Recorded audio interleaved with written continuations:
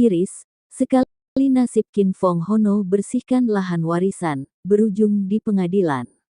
Sambas, keluarga sesalkan penangkapan terhadap Kin Fong Hono yang dilakukan oleh Polsek Pemangkat tanpa memberikan hak pembelaan dan restoratif justice, hingga penahanan dan berujung ke persidangan di Pengadilan Negeri Sambas, Selasa tanggal 26 September tahun 2023.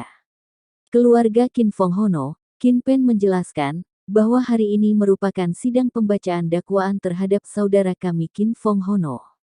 Terkait dengan sangkaan perusakan secara bersama-sama. Surat pemberitahuan penetapan tersangka dari Polsek Pemangkat nomor B07V 2023 Sek PMK tanggal 12 Juni tahun 2023 bahwa Bong Tung Chun sebagai pelapor, kami tidak hubungan keluarga dengan pelapor, terus apa yang dirugikan oleh pelapor, ungkap Kin Peng. Begini penjelasan terkait pembacaan dakwaan di persidangan tanggal 26 September tahun 2023. P. Dengan Bapak siapa, Pak? Saya Kin Pen, adik Kin Fong Hono, alias anak Fauji Hono, alias Lee Hon Lin, cucu dari Lee Kim Moy. Pak, sedikit Bapak ceritakan, Pak, terkait dengan penangkapan yang dialamin oleh dari saudara Bapak itu seperti apa itu, Pak? Bisa Bapak jelaskan, Pak? Oke, sebelum saya ke sana, saya Kin Pen beragama Kristen. Saya ingin memanjatkan doa dulu bagi kami, pemerintah adalah hamba Allah. Oleh karenanya, aku memberkati para penegak hukum yang melakukan seperti apa yang seharusnya menurut prosedur yang ada, dan terkutuklah dia, para penegak hukum yang terlibat dalam mafia kasus, di dalam mafia hukum, dan jual beli pasal terhadap suatu penegakan hukum yang dipaksakan. Ya, saya akan menceritakan apa yang terjadi pada abang saya Kin Fong Hono. Jadi peristiwa pada waktu yang dituduhkan sebagai perusakan itu, saya ada di tempat kejadian dan polisi pun ada di tempat. Ya, saya ada fotonya, ini kondisi.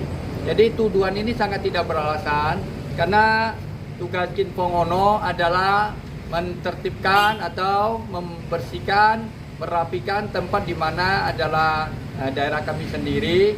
Tapi atas dasar bahwa ada tuduhan bahwa Kin Fong Hono melakukan perusakan yang katanya kejadiannya terjadi pada waktu 8 Desember, tapi pada waktu sidang tadi yang kita ikuti bersama, pada waktu tertentu sebenarnya ada keraguan terhadap tanggal terjadinya kejadian. Maka Kin Fong Hono katanya ada laporan yang dimasukkan tanggal 06. Semua ini saya sudah siapkan kronologinya, ada di sini, nanti akan saya serahkan. Jadi tanggal 06 Juni tahun 2023. Dari situ ternyata ketika dihitung masanya hampir melewati masa kadaluarsa. Jadi kemudian Kin Fong ditetapkan sebagai tersangka tanpa dimintai kesaksian keterangannya sama sekali. Di sini praduga tak bersalah tidak dipenuhi. Dan bahkan Kin Fong ditangkap di rumahnya tidak dalam bentuk persembunyian, tapi baik-baik saja datang ke rumah, dan itu pun ada CCTV yang meliput itu semua.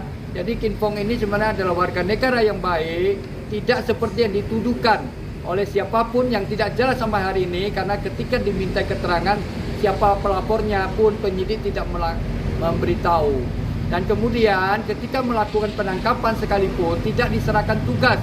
Dan tugas yang diberikan adalah tanpa ada tanda tangan dari pemberi tugas, yaitu Kapolsek Pemangkat, dan semuanya ada, suratnya ada di tangan saya nanti.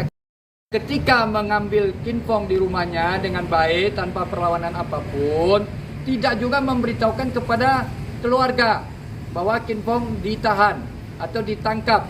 Nah, ketika sampai di Polsek Tambora, Kin Fong ditahan di sana. Kemudian diberikan surat. Nah, surat yang dikeluarkan sebagai surat penahanan itu dikeluarkan di Pemangkat. Sementara rombongan polisi yang menangkap ada di Jakarta. Bahkan Kin Fong ditangkap dan ditahan di Polsek Tambora selama 3 hari, 29 sampai 31 Agustus. Sementara tugas perintah yang diberikan di surat tertulis diberi tugas sampai batas 28-29. Dan kemudian kalau dilihat dasar penangkapan Kin Fong atau penahanannya berdasarkan Undang-Undang 17, dan itu menunjuk pada perlindungan anak. Kemudian ketika Kinfong dibawa pun ternyata Kapolsek mengikuti juga. Jadi pemberi tugas ikut menangkap sebegitu seriuskah Kinfong sehingga harus dikejar, diuber sampai ditangkap di Jakarta. Sedangkan Kinfong tiap hari beraktivitas seperti biasanya karena tidak ada unsur perusakan, tapi apa yang dikerjakan adalah apa yang dimau oleh keluarga besar. Dan kami pun sangat berterima kasih atas apa yang dilakukan Kinfong karena memang dia hanya pengawas saja. Dan nanti di fakta persidangan akan tahu seperti yang dibacakan oleh jaksa penuntut, ada namanya siapa tadi yang melakukan pembongkaran dan dituduhkan bersama-sama, tapi sementara ini orang yang dipanggil yang katanya membongkar pun tidak dijadikan tersangka, tapi hanya Kinfong saja. Karenanya yang dikenakan ada pasal 170. Tapi pada waktu serah terima ketika pra peradilan yang kami ajukan telah memasuki sidang ketiga, sidang pertama mereka mangkir tidak hadir dari pihak Polsek. Kemudian pada sidang kedua dia hadir tapi hanya menyerahkan bukti. Kemudian sidang ketiga dinyatakan gugur karena telah memenuhi P21 dan telah terdaftar di pengadilan. Itu menggugurkan apa yang sedang kami lakukan di pra peradilan. Dan sesungguhnya melalui pra peradilan ini akan terungkap semua apa yang dilakukan oleh oknum-oknum ini bagi kami karena bekerja tidak secara menurut SOP yang seharusnya. Ya, jadi begitu yang bisa saya sampaikan. Seharusnya mari para penegak hukum, pemerhati hukum dan juga praktisi hukum, bahkan penegak hukum yang masih ingin menegakkan Dari supremasi Sambas hukum yang berkeadilan, mengabarkan, Samsul tinjaulah Hidayat, apa itu kabar pra investigasi. peradilan yang